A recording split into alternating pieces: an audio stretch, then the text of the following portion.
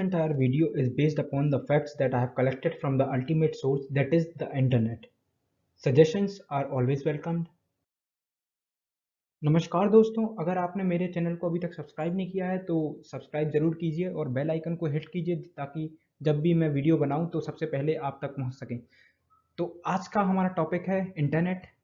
Internet आखिर काम कैसे करता है, और जैसा कि आप सभी जानते हैं मेरे चैनल का नाम डॉट गाइड इसको रिप्रेजेंट कर रहा होगा। आगे बढ़ते हैं। इंटरनेट को जानने के लिए सबसे पहले हम बात करेंगे आईकैन के बारे में। आईकैन आखिर क्या है? आईकैन एक ऐसी अथॉरिटी है जो इंटरनेट के एक्सटेंशंस को लागू करती है। इसको हम अल्टीमेट अथॉरिटी भी बोल सकते हैं इंटरनेट की। International corporation for assigned names and numbers, यह इसका फुल फॉर्म है। दिस इज द स्टैंडर्ड और the ultimate organisation for all internet services. जैसा कि मैंने बोला कि यह सबसे बड़ी अथॉरिटी है जो कि बेसिकली इंटरनेट को कंट्रोल तो नहीं करती है पर इंटरनेट के एक्सटेंशंस लागू करती है, इंटरनेट को एक शुरुआत देती है। It is a non for profit organisation which has its base in Los Angeles. Los Angeles में इसका बेस है और यह एक नॉन प्रॉफिट ऑर्गेनाइजेशन है, यह बड़ी बात है। .net, .org, .com, .in जैसे एक्सटेंशन को यह लागू करती है और यह भी स्पेसिफाई करती है कि किन कंपनियों को यह लागू करना है। This organization gives authority to the companies to sell the domain names which are known to be registries. अब यह रजिस्ट्रीज किसको बोल रहा है? यह रजिस्ट्रीज उन कंपनियों को बोल रहा है जो इससे यह एक्सटेंशंस लेती हैं। यह एक्सटेंशंस लागू करती है आईकैन, और यह किन को लागू करती है? यह रजिस्ट्रीज को लागू करती है। यह रजिस्ट्रीज को लागू करती है। अगर आप आईकैन की वेबसाइट पे जाएं तो आप देख सकते हैं कि कौन कौन से एक्सटेंशंस किन किन कंपनियों को लागू कर गए हैं, और इन कंपनियों को हम रजिस्ट्रीज बोलते हैं। Further, the companies which are web hosting provider use these extensions to provide hosting to the websites which are known to be registrars. अच्छा, अब ये कौन सी कंपनी है जो रजिस्ट्रार्स कहलाती हैं, जो कि रजिस्ट्रीज से एक्सटेंशन लेकर हमें बेचती हैं ताकि हम अपनी वेबसाइट की होस्टिंग कर सकें इनके सर्वर्स पर? ये कहलाती हैं GoDaddy जैसी वेबसाइट्स। GoDaddy.com जो कि एक वेब होस्टिंग साइट है, ऐसी वेबसाइट्स को हम बोलते हैं रजिस्ट्रार्स, जो कि प्यूपल को वेब होस्टिंग सर्वर से कनेक्ट करती हैं, इनके सर्वर से कनेक्ट करती हैं। आगे बढ़ते हैं। अब हम बात करेंगे वेब होस्टिंग सर्वर आखिर क्या है। Web hosting is related to putting your websites content on a web server. Web server पे अपने वेबसाइट के कंटेंट को वेब होस्टिंग के थ्रू पुट करना अर्थात रखना, वह होता है web hosting. Hosting your website on your own server can be an option. अपनी वेबसाइट को अपने सर्वर पे होस्ट करना यह एक ऑप्शन हो सकता है, but it will be very very expensive unless you are hosting a site like yahoo.com और google.com, जो कि एक बहुत बड़ी वेबसाइट है जिन पे लाखों यूजर्स डेली विजिट करते हैं। तो इससे उनका रेवेन्यू तो निकल सकता है, लेकिन हमारी वेबसाइट क्या है, छोटी वेबसाइट है, तो उस पे तो लाखों लोग नहीं आते ना, तो इससे उतना रेवेन्यू तो जनरेट नहीं होगा। इसीलिए यह वेबसाइट अपन के लिए अपने ही सर्वर पे होस्ट करना एक्सपेंसिव हो जाता है। So this tutorial does not cover the way to install your own hosting server. इसीलिए हम वेब होस्टिंग की मदद लेते हैं जो कि GoDaddy जैसी वेबसाइट्स प्रोवाइड करती हैं। अब हम आगे बढ़ते हैं। अब हम बात करेंगे डोमेन नेम सर्वर के बारे में और डीएनएस सर्वर। तो डीएनएस सर्वर क्या है? DNS stand for domain name system अथवा डोमेन नेम सर्वर, ये दोनों ही डीएनएस के ही नाम है। When someone types in your domain name, जब कोई डोमेन नेम टाइप करता है, डोमेन नेम क्या है? जैसे www.example.com, www.google.com, www.instagram.in, ये सभी क्या है? ये डोमेन नेम्स है। जब हम डोमेन नेम टाइप करते हैं तो ये डोमेन नेम क्या होता है? डीएनएस के पास जाता है। जब डीएनएस के पास जाता है तो इसके रिस्पेक्ट में डीएनएस उसे एक आईपी एड्रेस देता है जो कि उस वेबसाइट के वेब सर्वर का आईपी एड्रेस होता है जिसपे वो होस्टेड है। तो हमें डीएनएस सर्वर से आईपी एड्रेस मिल जाता है, हमें नहीं मतलब उस प्रोटोकॉल को। तो फिर उसके बाद क्या होता है, एक एचटीटीपी प्रोटोकॉल अपने डीएनएस सर्वर से वेब सर्वर्स के पास जाता है और वहां से डेटा हमारे स्क्रीन पे सामने दिखता है। तो डीएनएस सर्वर की एक अहम भूमिका है। When you register your domain name, your IP address should be put into DNS with your domain name. मतलब कि अब ये तो सीधी सी बात है, डोमेन नेम की तो आवश्यकता पड़ेगी ही किसी भी वेबसाइट को एक्सेस करने में, तो इसीलिए बहुत ज़्यादा ज़रूरी है कि हम डोमेन नेम को, IP एड्रेस को और डोमेन नेम को दोनों को DNS सर्वर में इनपुट करा के रखें. Without doing so your domain name will not work correctly. अगर अपन DNS पे डोमेन नेम की IP एड्रेस से लिंक नहीं बताएंगे तो DNS सर्वर अपना काम ही नहीं करेगा. DNS सर्वर क्यों काम नहीं करेगा? क्योंकि उसमें तो IP एड्रेस होगा ही नहीं, इसीलिए हमारा जो हमने सर्च किया है वो सर्च होगा ही नहीं. अब आगे बढ़ते हैं. अब हम बात करेंगे HTTP और URL क्या है. तो HTTP क्या है? HTTP stands for hypertext transfer protocol. यह एक तरीके का प्रोटोकॉल है. अब मैंने आपको बताया था कि एक बार हमें DNS सर्वर से IP एड्रेस मिल गया, हमें मतलब सिग्नल को IP एड्रेस मिल गया, फिर एक HTTP प्रोटोकॉल जाता है हमारे वेब सर्वर पर, ताकि हमारी वेबसाइट पे जो भी डाटा है वो हमारे सामने आ सके, हमारे तक पहुंच सके.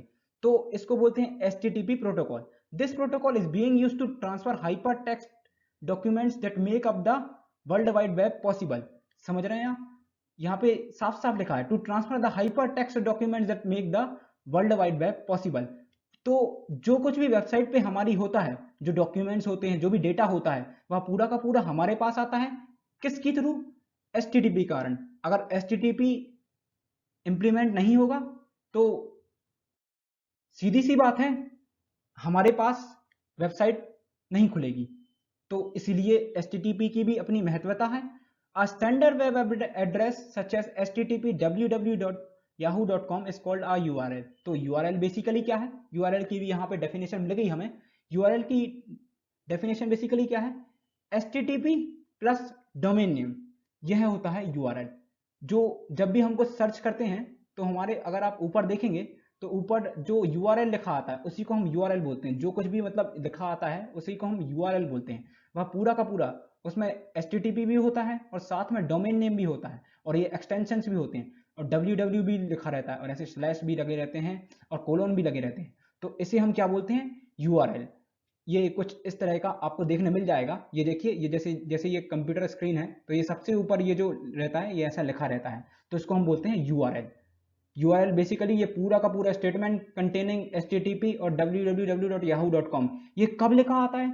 जब हमारी वेबसाइट हमारे सामने आ जाती है, फिर उसके बाद उसके ऊपर लिखा आता है. तो अब हम इस सीरीज में और आगे बढ़ते हैं. अब हम बात करेंगे www क्या है. www stands for world wide web. World wide web मतलब कि पूरी दुनिया का, पूरे बड़े बड़े एरिया का वेब पे कनेक्टेड होना. A technical definition of world wide web is, ये तकनीकी डेफिनेशन है, इस बात का याद रखिएगा. All the resources and users on the internet that are using the hypertext transfer protocol. क्या बोलना चाह रहे हैं? कि वह पूरे के पूरे रिसोर्सेस, वह पूरे के पूरे साधन और यूजर्स जो कि ह्यूमन बीइंग हैं, इन दोनों का इंटरेक्शन हाइपरटेक्स्ट ट्रांसफर प्रोटोकॉल के थ्रू, यह ही वर्ल्ड वाइड वेब है. अब एक ब्रॉडर डेफिनेशन दी हुई है टिम बर्नर्स-ली, जिन्होंने वर्ल्ड वाइड वेब का कंसोर्टियम फाउंडर किया था, तो इनके द्वारा दी गई है एक बड़ी definition. The world wide web is the universe of network accessible information and embodiment of human knowledge. Basically ये यह बोलना चाह रहे हैं कि वर्ल्ड वाइड वेब एक ऐसा इंपॉर्टेंट सिस्टम है जिसमें हम ह्यूमन नॉलेज, ह्यूमंस की जितनी भी नॉलेज है उसको हम एक्सेसिबल बनाते हैं आम आदमियों के लिए और आम लोगों के लिए, आम जनता के लिए. बेसिकली यही कहना चाह रहे हैं. तो www खत्म हुआ. हम आगे बढ़ते हैं. अब हम बात करेंगे कि वेब ब्राउजर क्या है. तो वेब ब्राउजर आपके पीसी पर सॉफ्टवेयर स्थापित है. वेब तक पहुंचने के लिए आपको वेब ब्राउजर की आवश्यकता होती है. तो यह एक सॉफ्टवेयर है जैसा कि यह बता रहा है, और वेब तक पहुंचने के लिए आपको वेब ब्राउजर की आवश्यकता होती है. यह तो हिंदी ही है तो बेसिकली समझ में आ ही रही होगी.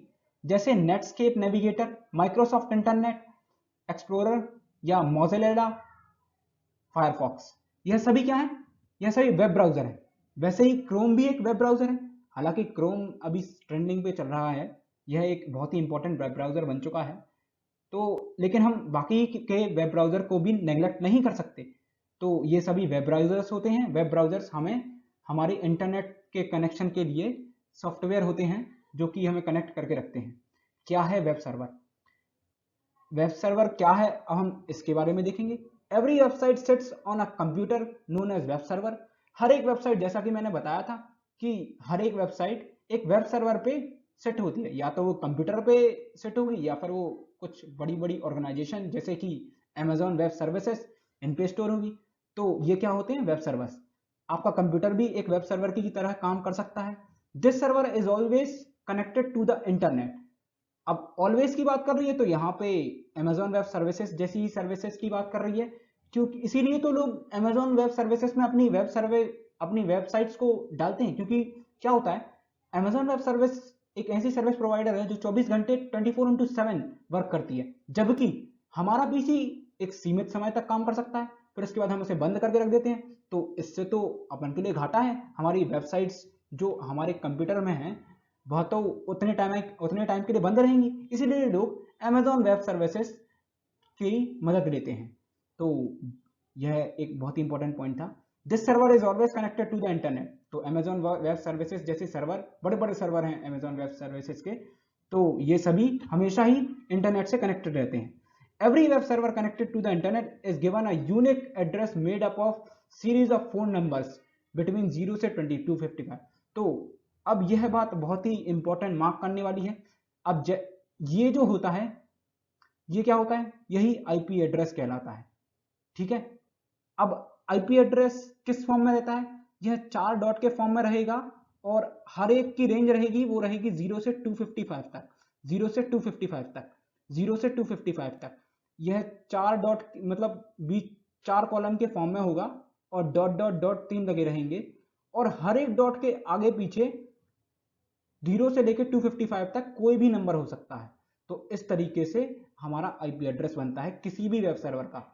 आईपी एड्रेस आपके लैपटॉप का भी होगा, आईपी एड्रेस आप अमेजॉन वेब सर्विसेज पे जो भी होस्टिंग कर रहे हैं, जो भी अपनी वेबसाइट्स चला रहे हैं, उसका भी होगा। तो हर एक चीज का आईपी एड्रेस, इवन आपके मोबाइल फोन, स्मार्टफोन्स, इन सभी का आईपी एड्रेस होता है। इसी तरह से हमारी वेबसाइट्स एक्सेस होती है। अब एक्सेस होना तो मैंने आपको बता ही दिया है, डीएनएस सर्वर के थ्रू एक्सेस होती है। तो अब हम आगे बढ़ते हैं। अब आप बोलोगे कि हमारे पीसीस, हमारे स्मार्टफोन्स तो कनेक्टेड रहते नहीं, हमने तो देखा नहीं कि सारे के सारे हमारे किसी तारों से जुड़े हों, किसी प्रकार की लाइनों से जुड़े हों। तो मैं आपको बता दूं कि आपका फोन अथवा आपका लैपटॉप किसी ना किसी टावर के पास में है। ये टावर बेसिकली क्या है? ये टावर इंडिया में चारों तरफ बने हुए हैं। अब इनसे क्या है? इनसे लाइन गई हुई है। इनसे ये लाइन कहाँ गई हुई है? उन जगहों पर जहां पे पूरी दुनिया भर के लैपटॉप्स अथवा कंप्यूटर अथवा सर्वर्स की लाइन आई हुई है। पूरी दुनिया, पूरी की पूरी दुनिया में ये नेटवर्क फैला हुआ है। अब जैसे कि ये आप तस्वीर में देख सकते हैं, ये लोग क्या कर रहे हैं? ये लोग बेसिकली लाइन बिछा रहे हैं कि अपने कंप्यूटर्स, अपने बड़े बड़े सर्वर्स को कनेक्ट रख सकें। पूरी दुनिया में ये लाइन बिछी हुई है। इसी वजह से कहीं ना कहीं हमारे यहाँ के बड़े बड़े सर्वर्स कनेक्टेड हैं। हम इसलिए कनेक्टेड हैं क्योंकि बड़ी बड़ी कंपनियों ने लाइनें बिछा के रखी हैं हमारे पास तक और टावर बना के रखे हैं, तो हम हमेशा उन टावर के पास में रहते हैं, इसीलिए हम अपने इंटरनेट से कनेक्टेड रहते हैं। आपने देखा होगा, जितना दूर आप जाते हो, जितना दूर आप जाते हो टावर से, वैसे वैसे आपकी स्पीड कम होती जाती है। ऐसा क्यों होता है? ऐसा इसलिए होता है, आप उसकी रेंज के बाहर होते जाते हो। अब ये जो लाइनें हैं, ये मैं आगे बताता हूँ किन ने बिछाई हुई हैं, किसने बिछाई हुई हैं, किसने नहीं बिछाई हुई हैं। ये सभी परमिशन के थ्रू होता है। आपको ये तस्वीर दिख रही होगी। मुझे पहले लगता था कि ओशियन में तार, इतने बड़े बड़े तार डालना आसान नहीं है, लेकिन मैंने जब ये तस्वीर देखी कि लोग डालते हैं, मतलब यह सही में कनेक्टेड है। एक हिसाब से यह चारों तरफ से इसलिए कनेक्टेड है क्योंकि तार जो हैं समंदर के थ्रू भी गए हुए हैं।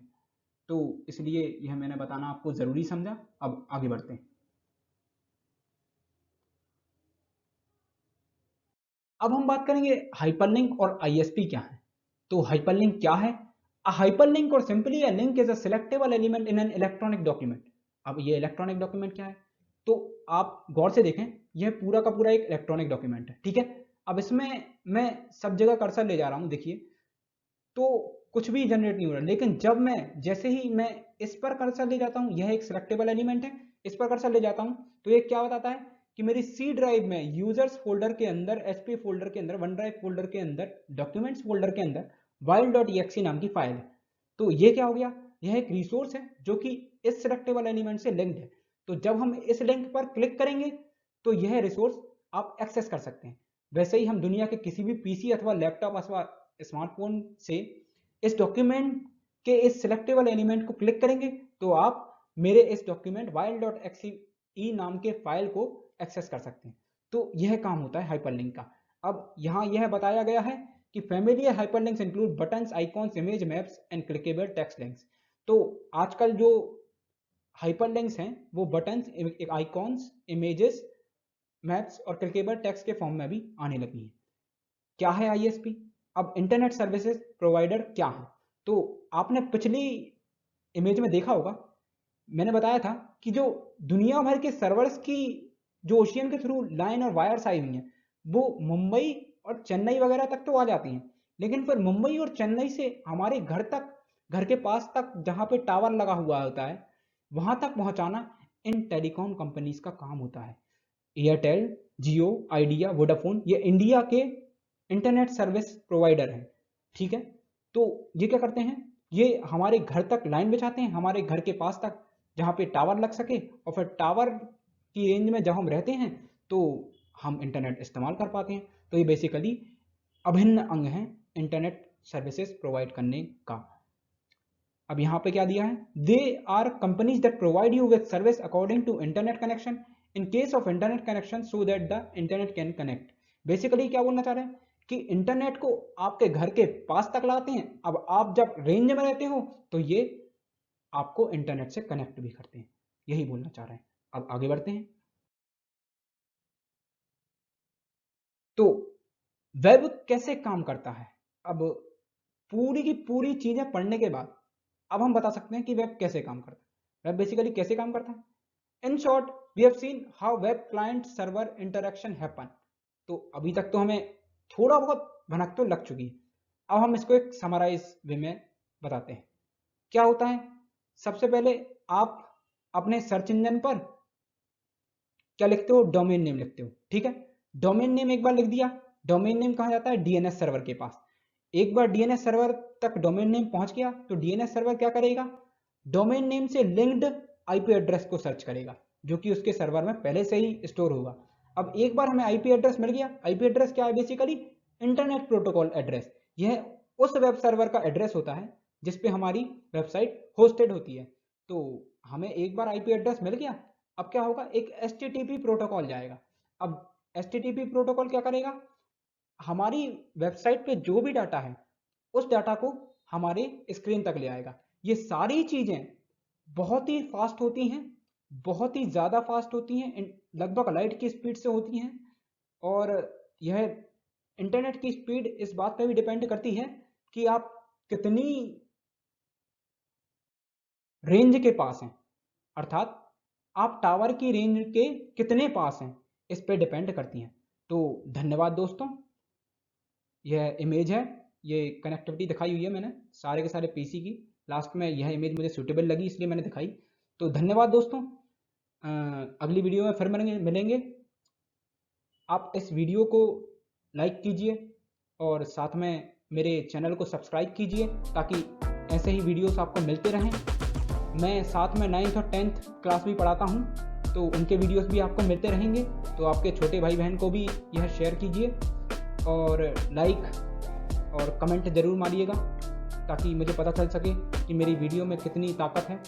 ठीक है, धन्यवाद।